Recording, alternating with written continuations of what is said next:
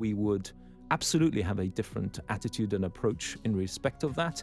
That is what is at the heart of the principal auditor's complaints in many respects of waste and abuse, and of course the notorious now issues that have been in the public domain. It requires a robust conflicts of interest law. The law that has been put forward by the government is tame. It's a toothless bureaucracy. We need to learn the lessons of the McGrail inquiry, and the fundamental lessons of the McGrail inquiry and the Openshaw report is to understand the facts of the McGrail inquiry and the insidious and corroding conflicts of interest that led to that inquiry.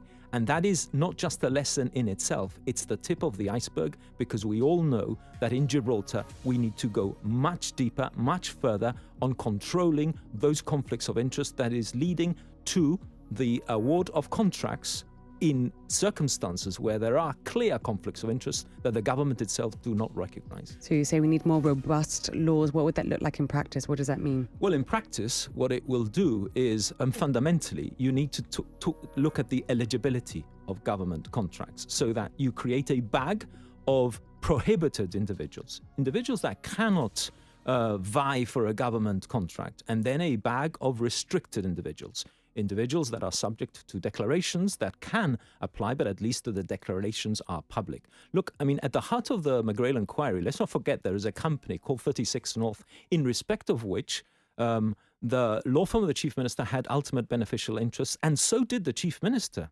And that company was vying to land a public services contract that was held by Blands, that was worth £1 million in 2020-2021. That is completely unacceptable, that there should be a minister with beneficial interests in a company taking the possibility of a government contract. So things like that, a government, a GSLP government that awards a contract to a company that has, where one of its election agents has ultimate beneficial interests, and then doesn't recognize the conflicts of interest. When John Cortes does an interview, he says there's no conflicts of interest. These are so obvious examples of where there are conflicts, where it should not be possible to do these things.